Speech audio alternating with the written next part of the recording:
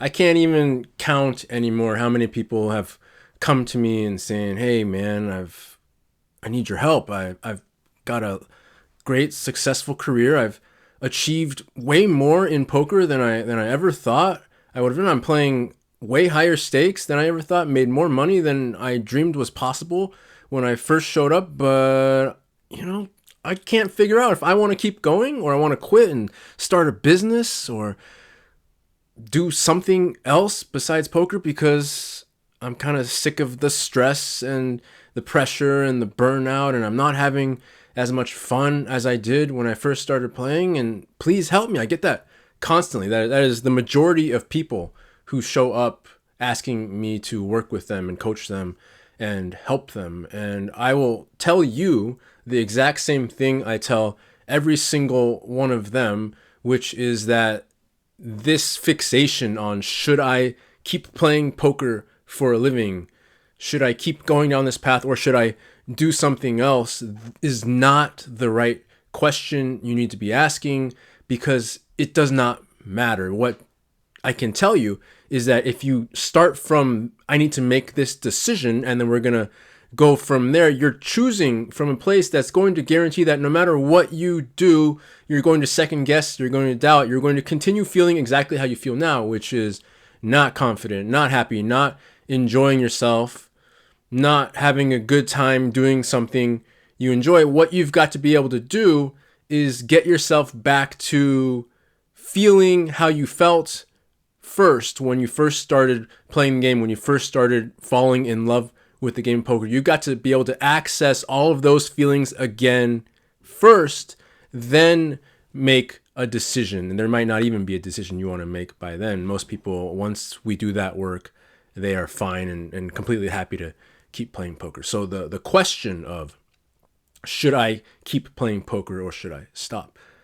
If that's swirling around in your brain, you got a completely different problem that we need to address right here, right now.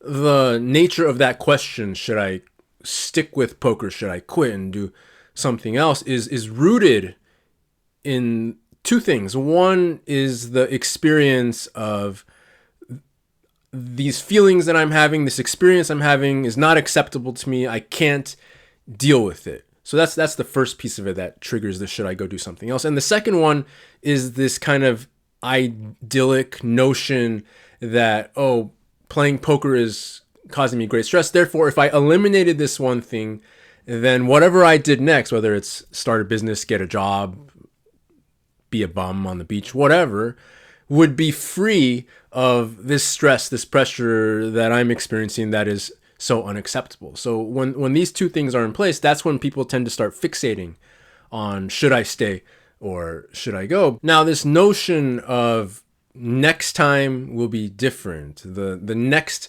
phase of life, the next occupation, the next thing I do minus the poker will be different because there won't be poker. Yes, in that sense, it definitely will be different because you wouldn't be playing poker. But I'll tell you what wouldn't be different is you and the way that you deal with emotional discomfort, the way that you deal with not getting results that you want, the way you deal with people saying things you don't like, the way you deal with feeling all sorts of ways that you don't like how they feel. If that is all the same, which it would be if you just addressed it from a should I stay or should I go decision, if that is still the same and you are still the same, the results will be the exact same. They will look different. Instead of being miserable, unhappy, constantly doubting yourself and anxious as a poker player, you will be miserable, unhappy, constantly anxious and doubting yourself as an entrepreneur or as an employee.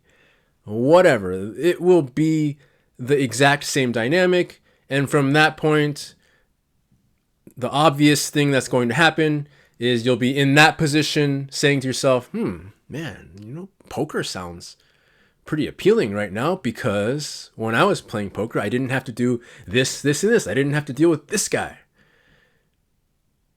And then back and forth you can go between those two worlds for the rest of your life, always wishing for another thing, always believing that if I change what's happening on the outside, that will fix the angst I'm feeling on the inside. So I'm not saying you shouldn't quit poker if you're miserable. What I am saying is that you cannot lead from that place of needing to make a decision so that I can escape the internal discomfort and pain and frustrations I'm experiencing right now, because you will just have more of them in a completely different way. This applies to everything. If you're in a relationship where you're constantly creating struggles and there's bad communication, you're fighting all the time, and this is a pattern that you keep seeing, and then you keep breaking up with people and you believe, oh, the next time, the next person I'm with,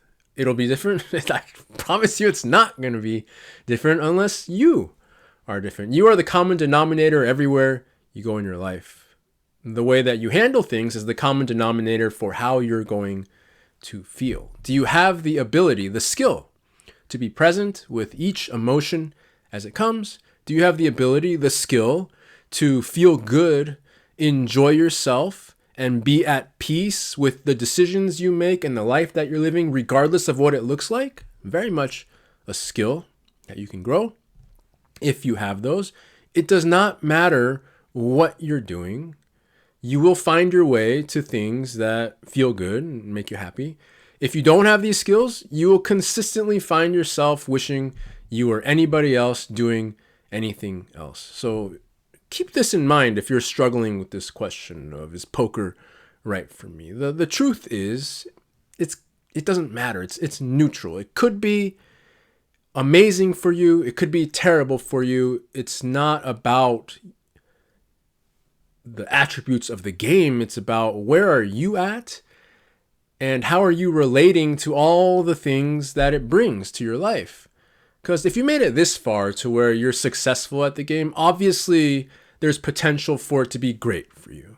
If you fell in love with the game in the first place, obviously there's great potential for you to have a great relationship with the game where it fulfills you, because it did at one point before. So if it could before, it can again. But you just forgot a lot of the stuff that you were prioritizing early on in the relationship with poker. You get that back. You become present again. You accept all the feelings again. You learn how to enjoy yourself regardless of the situation again. Enjoy being at the table, having a great time. That's what changes how you view the question of, should I stay or should I go? So beware of when you're daydreaming about, what if I was doing this? What if I was doing that?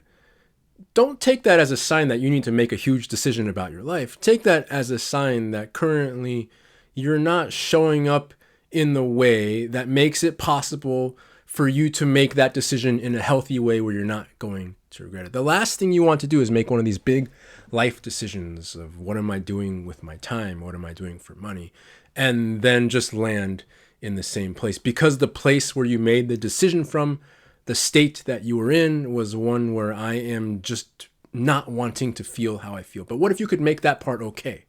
What if it was completely okay that you feel how you feel? You're completely present with it. Then whatever decision you make from there will be just fine for you. So focus on that. It will remove all of the angst around, am I doing the right thing with my life, and give you a point of emphasis that will actually move you in the right direction of feeling happy, fulfilled, satisfied again with whatever you're doing in your life.